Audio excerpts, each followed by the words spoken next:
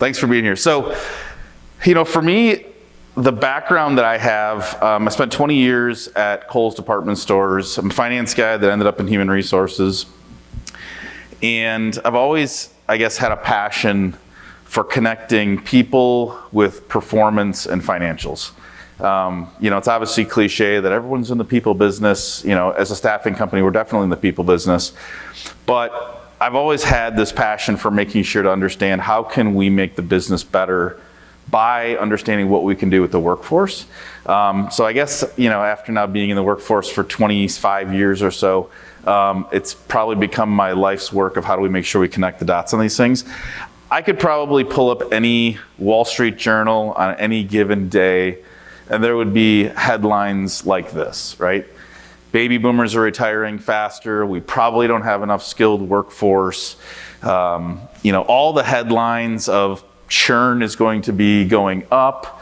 Every single day it feels like we're talking about what's happening in the workforce. So whether we use these headlines as kind of the setup for what we're going to talk about, again, I feel like you could open up any type of news publication and have your own stats, right? And every single one of you is dealing with the people business in some kind of way, shape, or form. And, when I was doing presentations maybe a year after COVID, right, we had this huge, rude awakening of just massive disruption in the workforce. But I always talked about, do you remember pre-COVID? Like, it was crazy then too. And for those of us that are, maybe more than 25 years old, I don't really remember a time when we were like, this workforce thing is like pretty easy, right? We got plenty of good people. They don't cost too much. They're all really happy, and they all stay for as long as we want. Said no one ever, right? So I think it feels like from a relativity standpoint, we always say like, oh man, this is the craziest time that we've ever dealt with. I think we've been saying that forever. And so I think today maybe just shows up a little bit differently. Some of the things that we're seeing, so our company is in, call it 11 states, a lot of the Midwest. If I were to just do a 2-second commercial on who we are, not because of a commercial, maybe just because of context. We have about 5,000 temporary general labor-ish employees at about 750 companies every single day, ranging from the most entry level to, I'd say, mid-level skilled.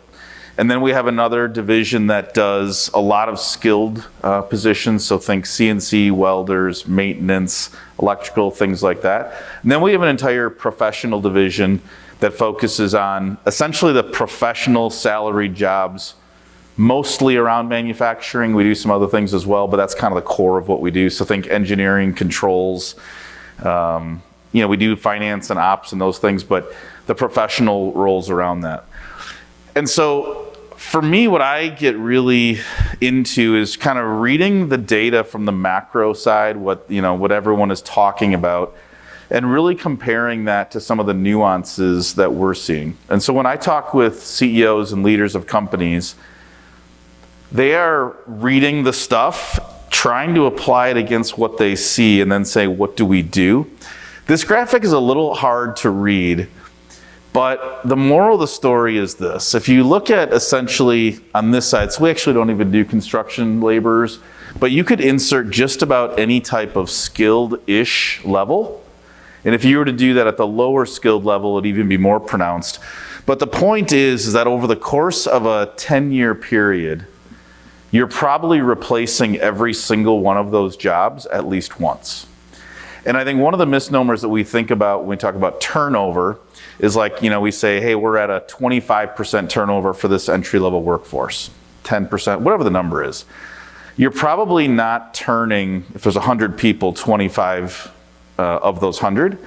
You're actually probably turning the same group 2 and 3 times, and then there's a huge group that stays forever until it's time to either retire or something bad happens, so to speak.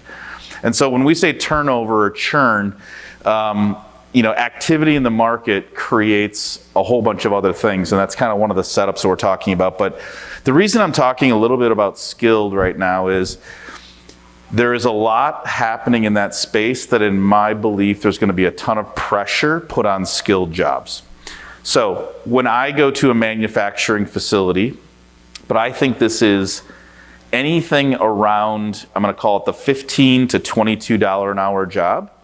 That could be ringing a register at a retail store.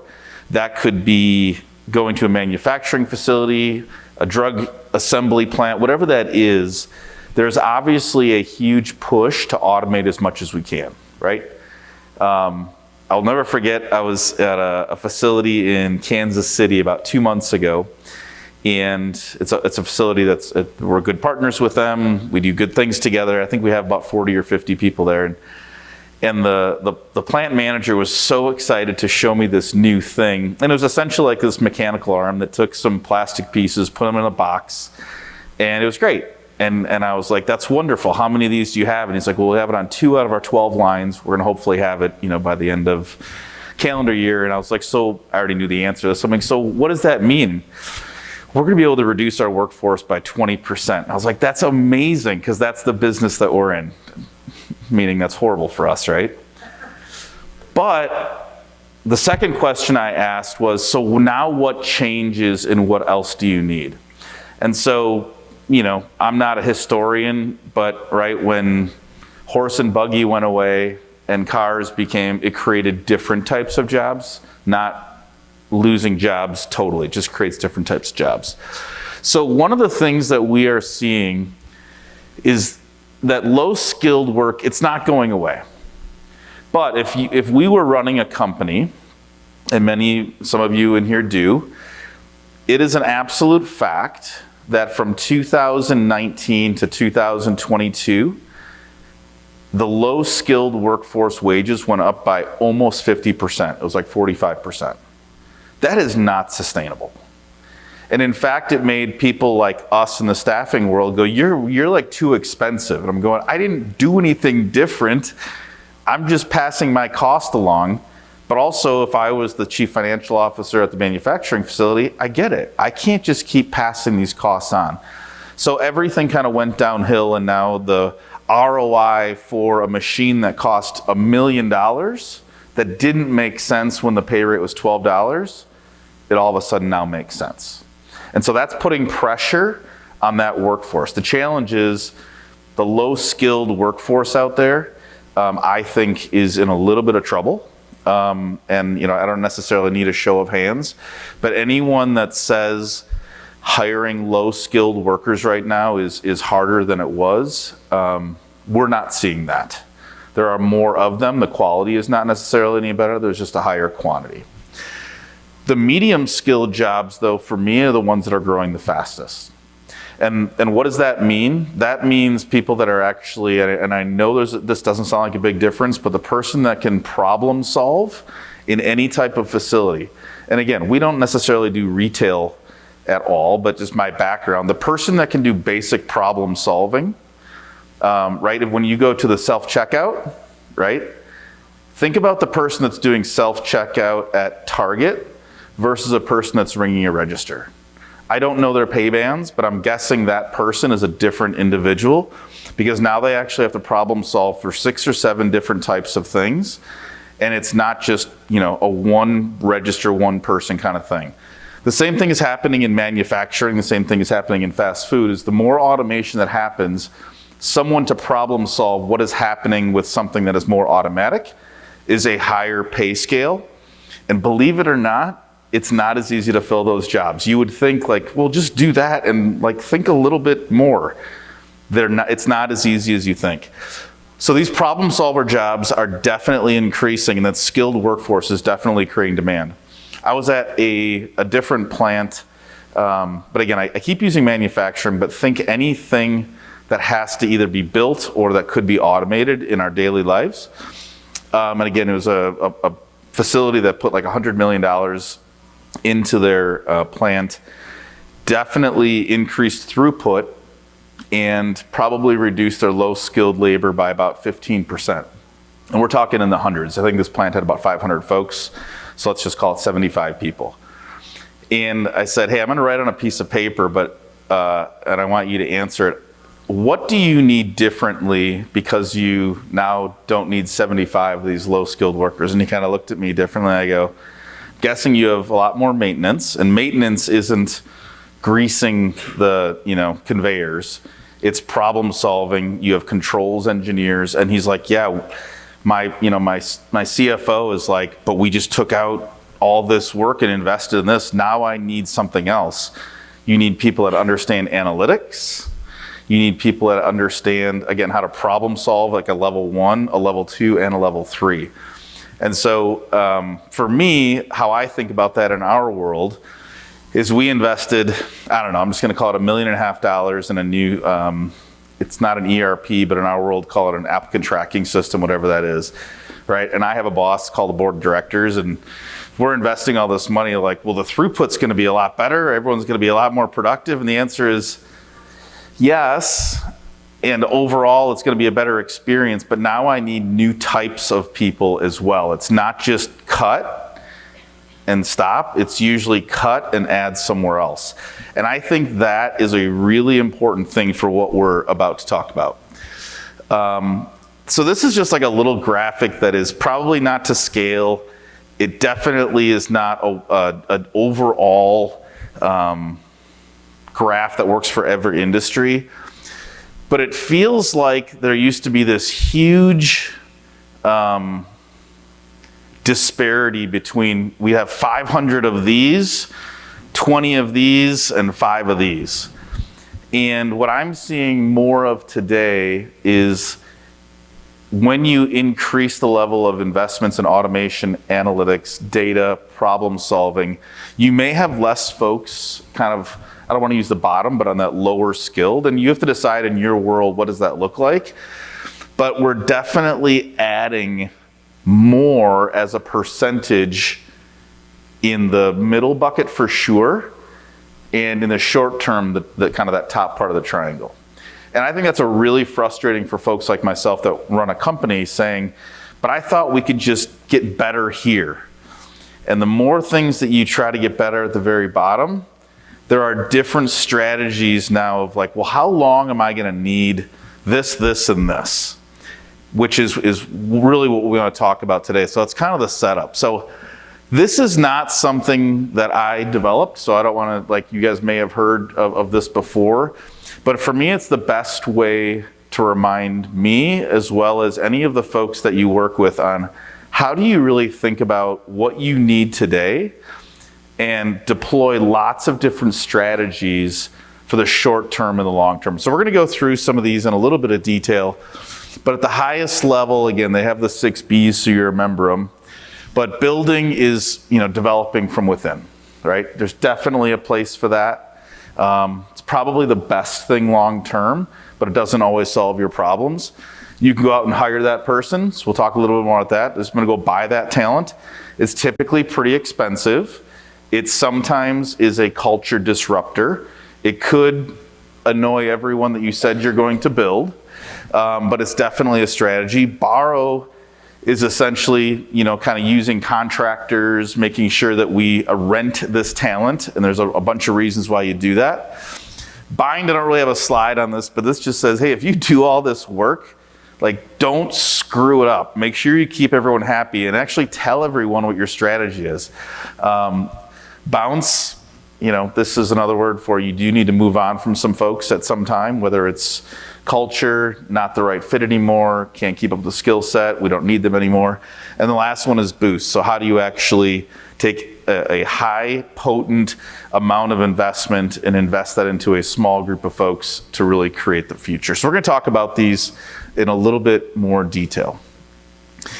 Anyone have any questions or comments so far? Things you totally disagree with? It's going too long, you want to go home? I get it. So one of the, try to find my phone. There it is. Make sure we're staying somewhat on time here. So when you talk about build, again, I'm not here to tell you these are some amazing new strategies, but it's really asking everyone to balance what they're focused on throughout the year when they talk about people.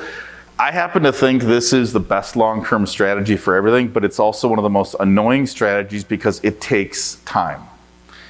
It is really hard to do this type of strategy when you don't have buy-in at the top. And this could come from a college recruiting program. This could come from taking low-skilled level folks, training them on the job, sending them back to school, whatever those things are. But I absolutely love, like, it makes me almost get emotional when I go to some of these places and I meet someone. Actually, I had coffee with someone this morning. It's a vice president at a company that you would probably recognize. And she said, I started at $7.25 an hour, 26 years ago. Actually through us. I didn't even know that. And now she's a vice president and couldn't be happier about life. That is an example of build. Did that company do that intentionally, saying, I'm going to make sure you, Shannon, her name is, you're going to be a vice president in 25 years? Probably not, right? Could have been that an individual said, I'm going to take interest in you, whatever those things are. But I think this strategy is something that is a baseline that you have to do regardless. In fact, it's one of the biggest tells that we see when we work with companies on what their satisfaction is. If they can't point to anyone above them that has grown within, it's a big red flag for people. Not everyone wants to grow, and not a lot of people actually are like, I don't ever want to do your job, but I'm so glad I work for a company where I can see that they promote from within. So I think regardless of anything that's happening, the build strategy has to be part of what you do, and again, it's an and, not an or. I also think the culture of development is something that is just a strategy that you can't lose on. I've never ever been with a group of people that didn't want to feel developed. Again, that doesn't mean they're getting promoted. That doesn't mean they want to take a vice president job. But I just have never met a human being that doesn't want to be part of something bigger. And so when you can be very open about this strategy, it is our intent, whether that's human resources, you're a line leader, you're running the company, that it is our intent to make you a better person because you work here. I think it's just a good starting point. The buy strategy is definitely one that you need to do, I'd say sometimes frequently, sometimes infrequently.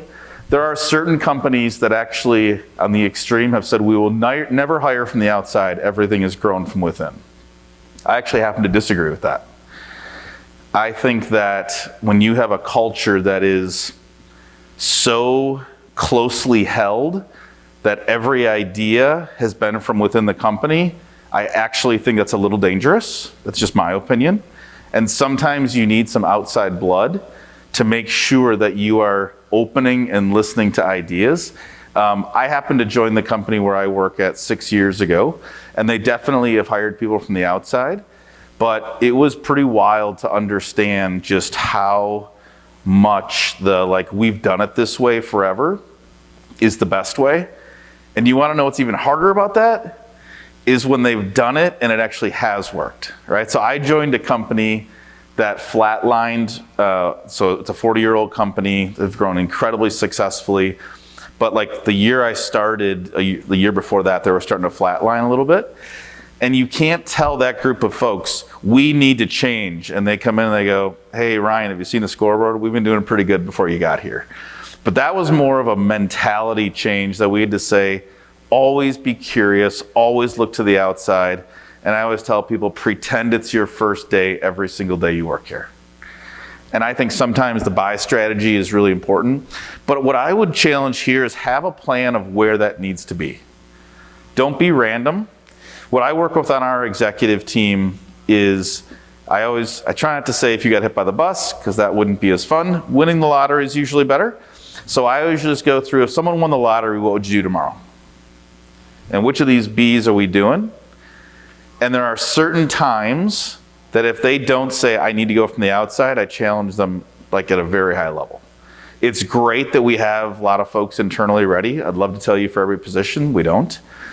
But I do think being very planful and almost a little bit certain, even if the person is there, if that person leaves, we are definitely going the outside. Sometimes it sends a message. Sometimes a message that's challenging. Sometimes it says, hey, I'm glad because we need it. But I would just be purposeful on when you're going outside.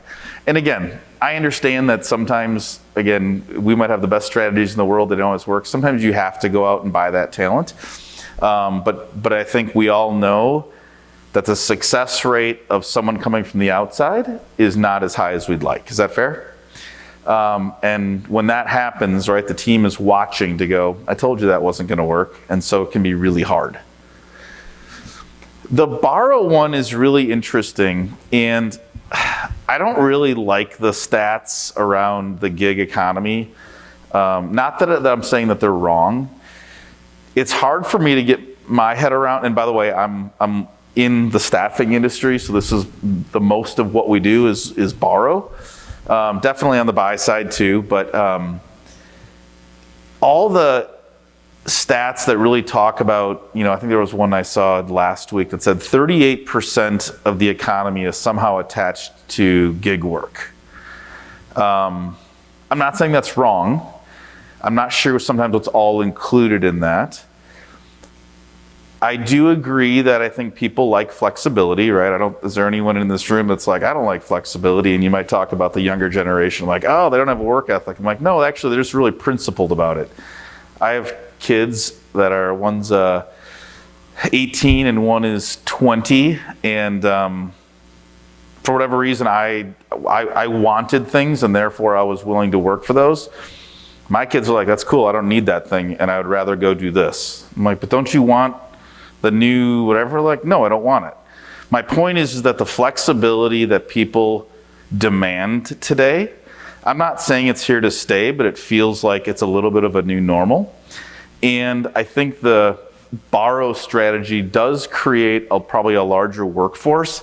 I'm just not sure where it's going to land. I was having a debate with someone yesterday on this, and in our industry, there's a lot of call it like marketplace apps where someday, and there's people that are doing it of like, I'm going to order a bunch of temps like I'm ordering tacos from Uber Eats.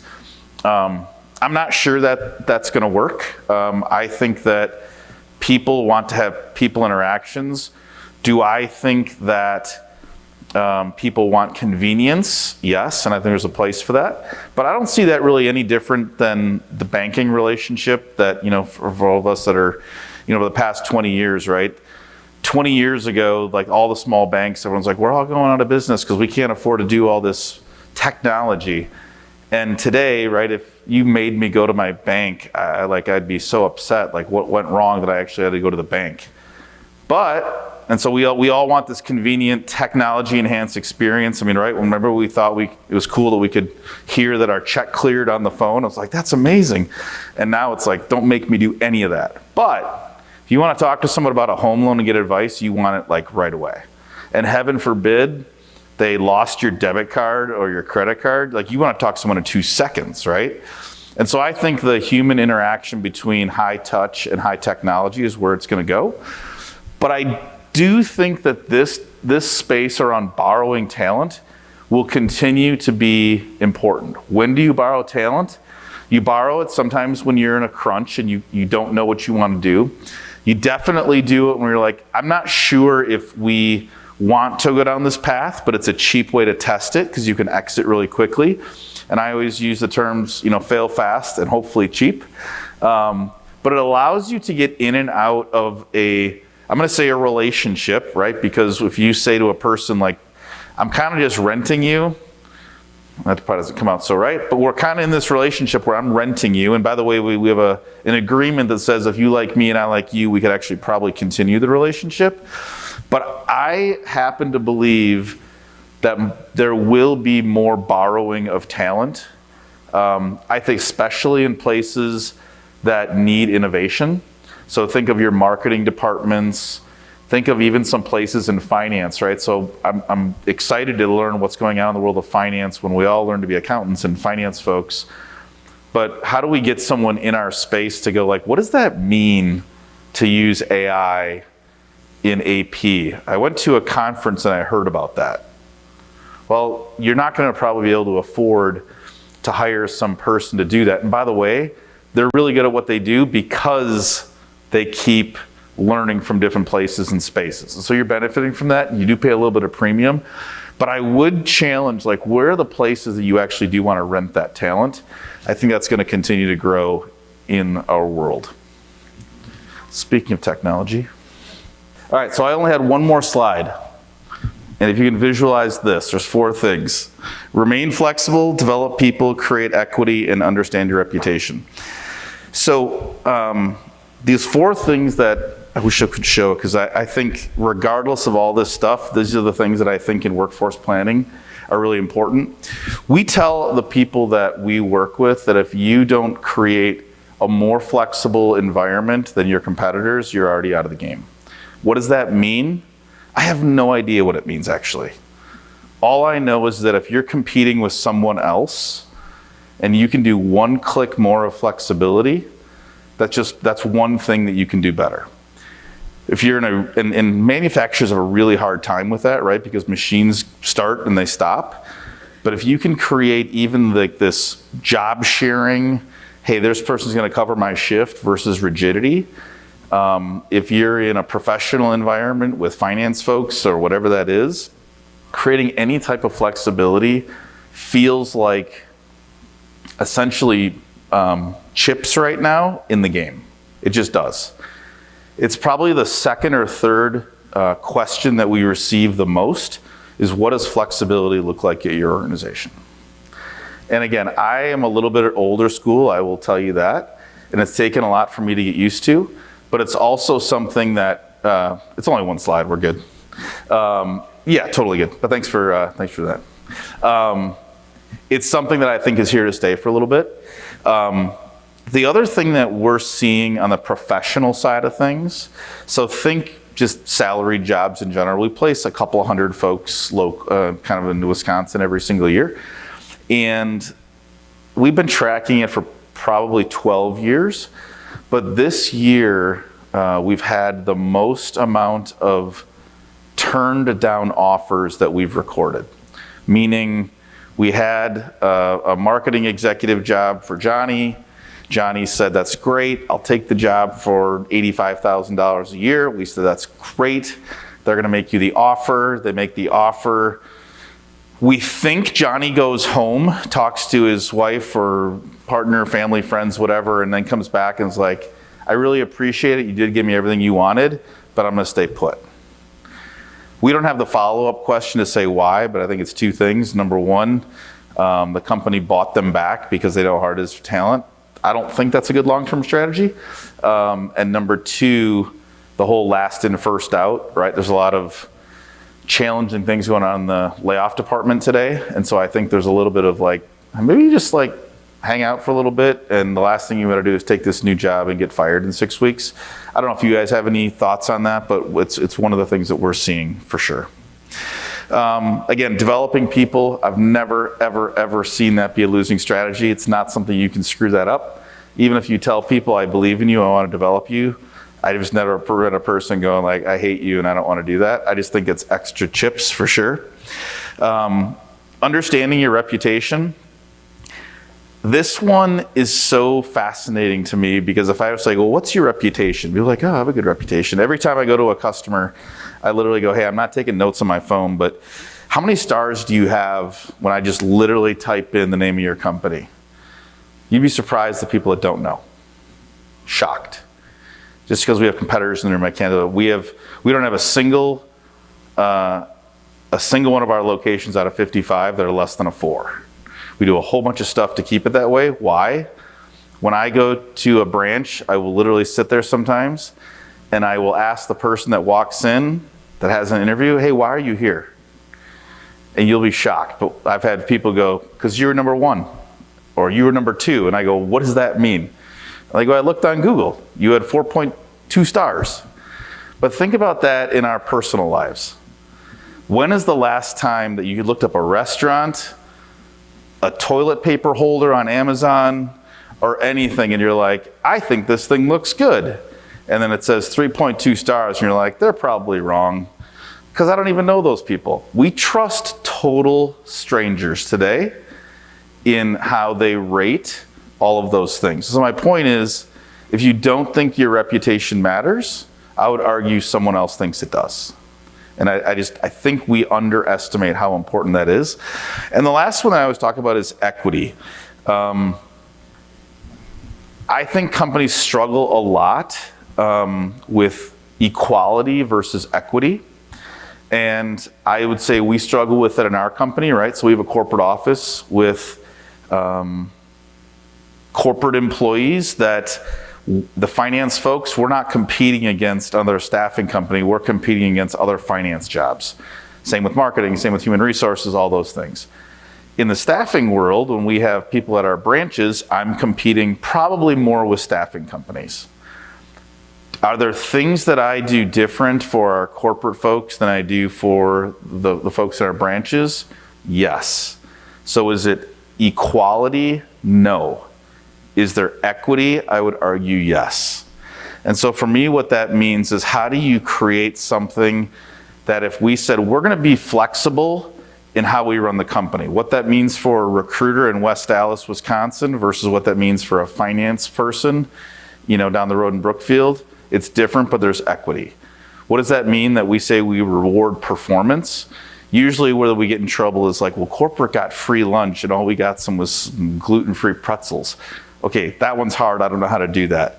But I think just being okay with the fact of like, it's not equal. It's not. But there is equity, and we do want to make sure that we position ourselves at this level, whatever that is, for our field folks, our manufacturing folks, and whatever that is. I'll tell one more quick story and then we'll wrap this up. I was, consulting with a company probably 6 months coming out of COVID. And if I offend anyone by this story, it's not meant to. But I have had a real challenge with some folks using, at that time, it's not safe, so I'm not going to go to work. But it's okay for all of my employees to work 2 feet away from each other on the manufacturing floor. And so I was doing this talk with the whole executive team for a company that you would definitely recognize in Milwaukee. And we were going through a series of questions and data that we're seeing and all this other kind of stuff. And I got a question about, well, what can we do to really make sure that that the company knows that we care? And as I was looking around the room, the data room, sort of the Zoom room, I could see that everyone was working at home. And now a lot of people have those fake backgrounds. And I said, well, here's the part that I'm struggling with. If I went to your company today and I walked on the floor and I said, hey, where is the HR leader? Where is the finance person? What would they say? And this person was like, well, they would tell us we're working at home because I don't know if you know this, Ryan, but we have COVID going on. I'm like, yeah, okay, cool. So, did you just tell them that your health is more important than theirs, or you just don't want to drive in? And like, all of a sudden you started seeing like all the screens going black. Like, I don't want this guy to see me. And the CEO is the only one that stayed on. And I said, you guys can fire me. Like, I'm just telling you the truth. I think you're being absolute hypocrites. Just say I want to work from home and I need you to work in the office. That's the only one that makes sense. That's it. Because if you're actually saying, like, you sit in an office and they're like 2 feet away from each other.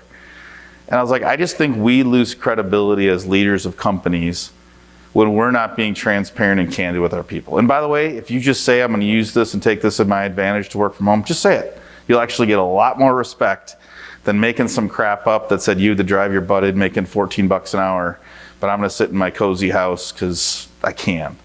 And so my point is, I think connecting all these things together, being transparent with folks, creating as much equity as possible. And there is no strategy that's foolproof, but I've always learned that the more that you can be planful about what we are trying to do, you're going to make progress. You're never going to, I don't think you ever arrive at this place. I think you just keep getting better and better at it. Is that fair? All right. Questions? Comments? Were any of you in that room when I was at that company that I yelled at? Just kidding. Yes? Sorry, at the beginning when you were talking about build, buy, borrow, buying, bounce, and boost. Yeah. Oh, I didn't do the boost one. Yeah, it died before we got to what we're going to talk about. Yeah. So thank you for that. Look at, see, technology. So boost would be something that is incredibly targeted in every single way. Usually it's got to be something at scale. So if you were to pick like your most important, like build is like, hey, we build, right? It's just really important to be it. The boost part is I'm going to put absolute focus and attention, and that everyone has to be included on this strategy, that we are going to develop 5 people to be able to do this job within 3 years. And so, you know, when it's a smaller company, it's probably harder to do that, but it could show up in things like, yeah, we are actually going to spend $8,000 a year for coaching for you, because you're going to be our next vice president of operations. And does Sam get it? No, Sam doesn't get it. You get it. And so sometimes that can be secretive, sometimes it can be very much out in the open, but Boost is about almost being not equitable and like funneling disproportionate resources into a finite group of people, because the need is greater than kind of what you're able to accomplish. So sometimes that happens, like my thinking in this, like the AI world today, right? The AI developers, is there's a big boost going on right now going, how do you take a group of folks, put a whole bunch of resources to them to make them AI experts? Because I don't have 3 years. I got 3 months for them to have a working knowledge. So, but think about that in a broad thing. It's when you need more than you probably can get, and you have to get it done faster than the book says you can do it, and you're going to put disproportionate time and effort and resources into doing it. Thank you for that. Anything else? All right, thank you for coming in the last session. Hope you guys have a wonderful evening, and hope to see you soon.